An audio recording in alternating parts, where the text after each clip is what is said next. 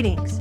I'm Jennifer Kennedy, the lead for compliance and quality at CHAP, and welcome to this CHAPcast. So today what we've got up on deck, and I'm so thrilled to be able to talk this over with my colleague and longtime friend, Kim Skehan, who is our VP for accreditation. What we're going to be talking about is the newly posted fiscal year 2026 proposed hospice rule. That's the payment update rule that did post in the Federal Register on the public inspection desk on April 11th. And it looks like they're going to be posting it in the Federal Register proper on the 30th. So this is what we're going to discuss today. We'll hit on some of the highlights of the rule and give you our thoughts about some of the detail that is in there. So Kim, thanks for being my partner on this. I know we always have robust conversations over rules, don't we? Absolutely, Jennifer. This is so many years in the making, both of us, with our communication, our talking through, looking at all of these rules proposed and final, and regulatory changes. So this is par for the course. I'm happy to be on this ride. With this particular proposed rule, it appears as though it is light in terms of there's not a lot of heavy lift. There was, of course, the wage index updates and the cap updates as well. We are not, I will be the first to admit, we're not finance folks, and we absolutely defer to the finance experts, both within organizations and the both your finance teams as well as the state and national associations and the consultants or firms out there. Many of them are CHAP certified consultants who can also help navigate and evaluate what the impact of any of the changes would be, which overall appear at the moment to be positive. But also the other parts to the proposed rule that I think, Jen, we can discuss are related to the payment, the clarification on some of the regulations, a couple of them, as well as clarifying the text for HOPE and those requests for information. So I think that this is, it's a good opportunity for providers to understand those aspects as well as be able to evaluate themselves their impact, the impact on providers with all of these changes. So, Kim, before we get to some of those topics, I have to say that I was a little bit surprised that there is a proposed increase of 4%. No, not 4%, 2.4%. Sorry about that. That would be great if it was 4%, wouldn't it? Yeah, absolutely. So that's great. Well, whether it holds till the final rule will remain to be seen. And CMS states that openly, if any other information comes to light, that could affect whether the 2.4 sticks or not till the final rule. And, just a reminder, too, to providers out there listening that the 2% sequestration deduction will remain in place. So you have to do that calculation with the national 2.4% update with some consideration of that sequestration, and then also the wage adjustment, for state and county, which may affect, exactly what you're going to get on the back end. So I just felt like I was compelled to say that in terms of the rates. But, let's talk about some of the clarifications, Kim, that CMS added into the rule revolving around some of the regulatory text. Okay, just before we do, I just wanted to add a couple more comments related to the wage index and just reminders, all excellent points that you have raised as well. Over the past few years,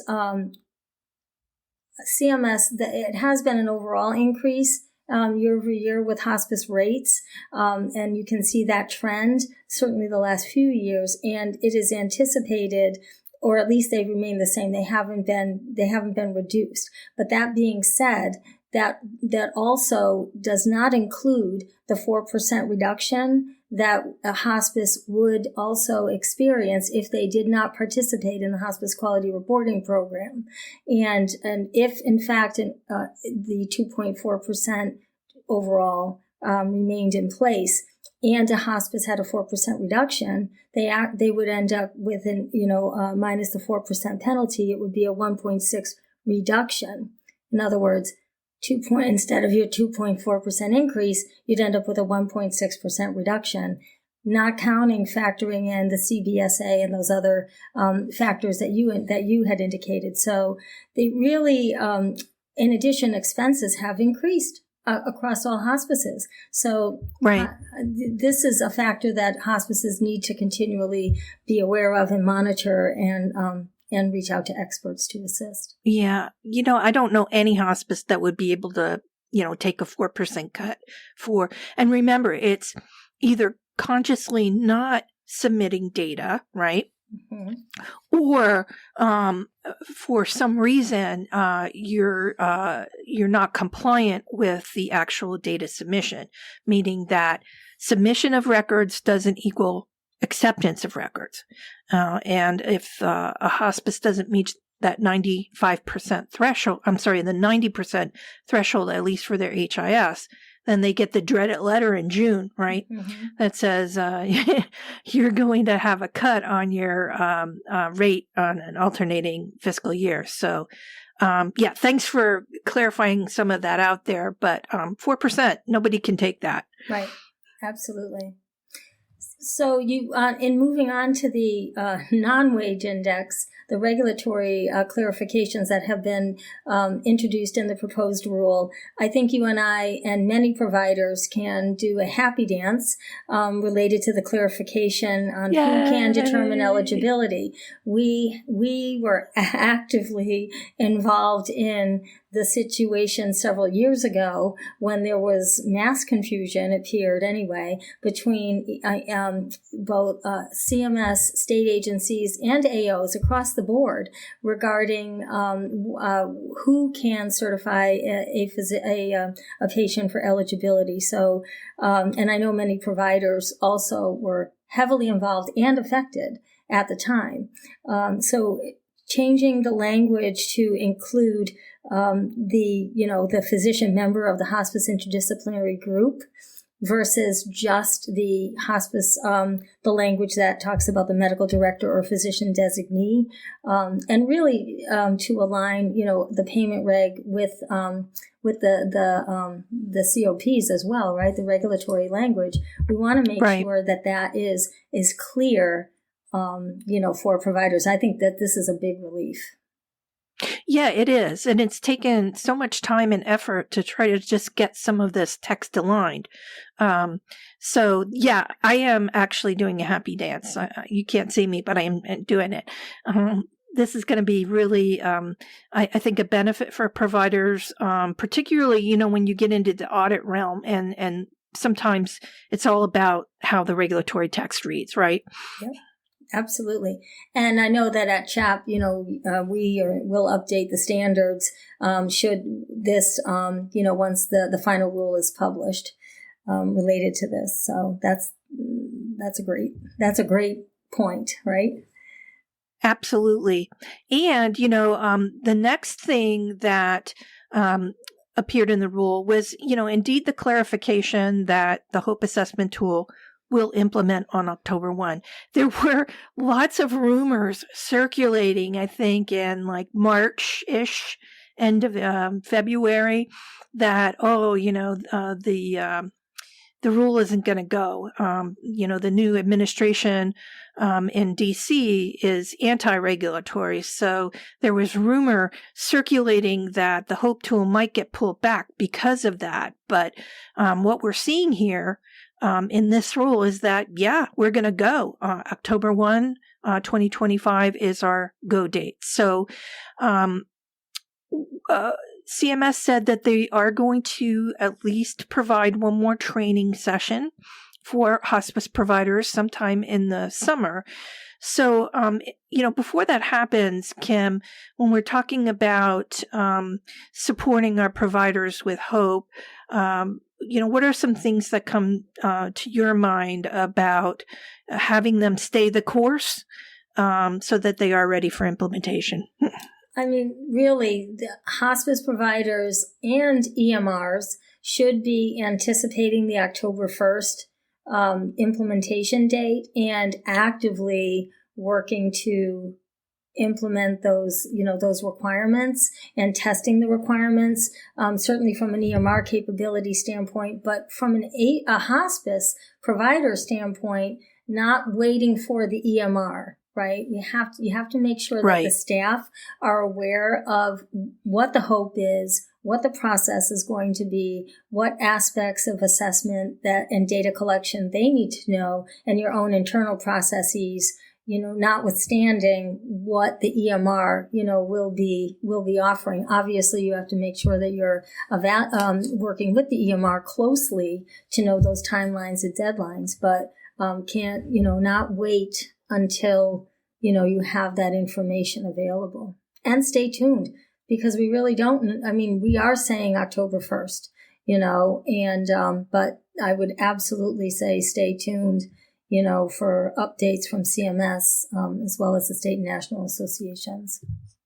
Absolutely. And we did see CMS update the HOPE materials on the 22nd of April. So that's something that providers need to pay attention to.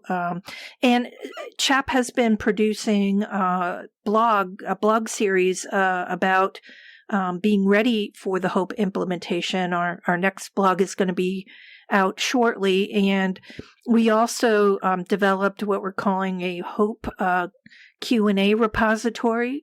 So any Q&As that come out formally from CMS in writing, or Q&As that we've, as CHAP, have sent to the HOPE folks up at CMS and get a response back. We're putting them all in one document in a one-stop shop. So that's actually going to be updated shortly as well. So we're here to help.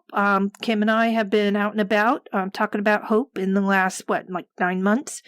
So if you have any questions, we're happy to help. But the main idea here from this rule is that we are a go, and you should keep your implementation readiness going. I just wanted to touch on the face-to-face attestation clarification. Basically here, the language has not changed from the fiscal year 2011 final rule, when face-to-face was implemented for third benefit period or later. However, in the fiscal year 2012 final rule, they left out some of the instruction, if you will, some of the language that specified the completion of the attestation by the physician or NP, and what the signature and date requirements. So this clarification just outlines what those requirements are, or restates it. So providers should look at this closely, because it was left off of 2012, there was some confusion and inconsistencies. Now, from a survey perspective, we don't focus on the specific content of the face-to-face so much, or the technical aspects, if you will.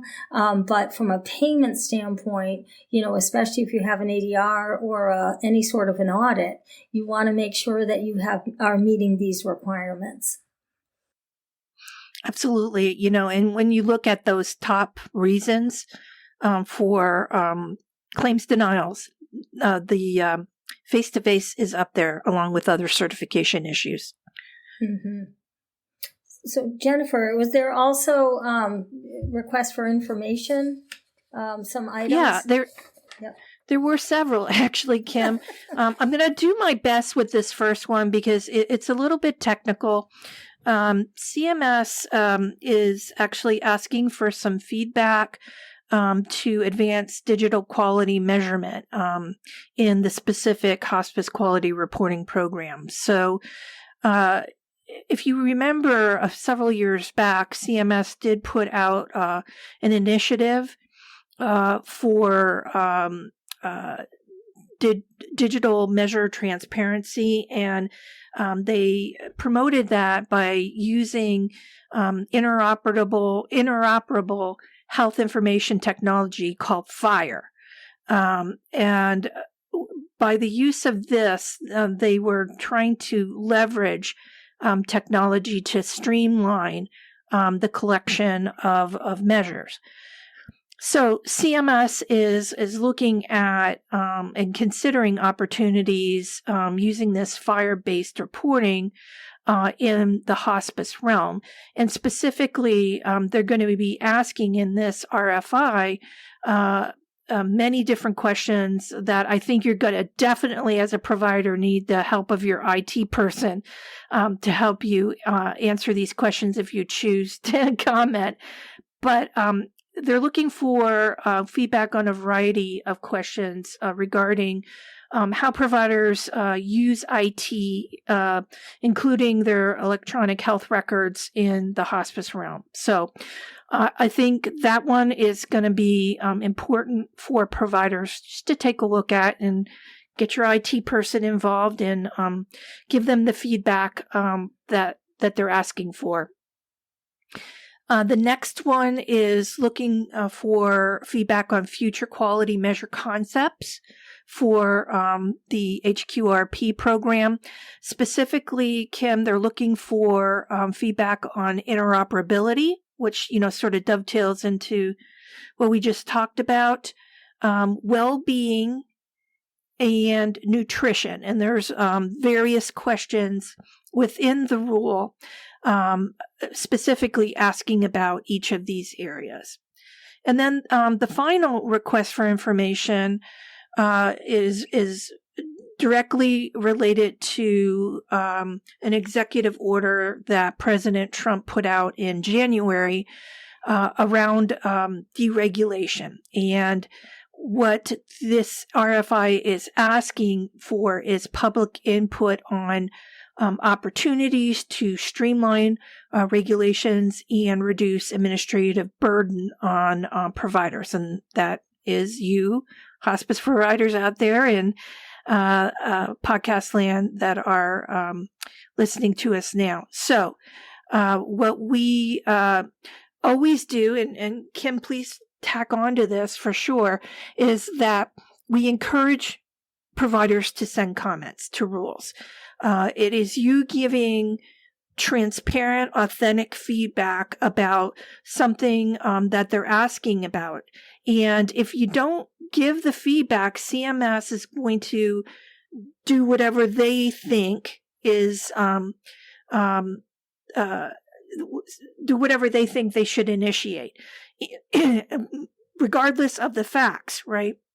Or regardless of reality out there in your day-to-day operations. So it's really, really important for providers to either take up the keyboard and send in their comments, or maybe you're going to tack on or use talking points from either your state or your national organization if you belong to one. But it's extremely important to take the opportunity to comment. Kim, any thoughts on that? Oh, I absolutely agree. And of course, having state association experience, and involvement with the National Association as a member, I absolutely believe in the power of advocacy and have seen over decades the responses and the effect of submitting comments. And I do agree with aligning also with your state and or national association in terms of submitting those requirements. A couple of things. I'm finding it interesting that CMS is focusing on, they're asking for comment on well-being and nutrition. I think that's, those are quality measures that are certainly worth exploring. I don't think we've had a lot of context about those up until now. But the second is regarding the deregulation. Jennifer, you and I talked about this beforehand. I think folks just need to understand that this is, these are comments related to regulatory changes. What is in regulation, payment or COPs, for example, not process. So, in other words, CMS or MAC, for example, administrative processes. So I just think folks need to providers need to understand that. Yeah, absolutely. That's a great point. And just some context for the wellness and nutrition. The Make America Healthy Again is the huge initiative that CMS is undertaking now. So these items, asking for feedback on these two particular items, sort of dovetails in with that initiative. Excellent point. Yeah. So, all right, Kim, what should providers be doing now? Now we've got a proposed rule. What now?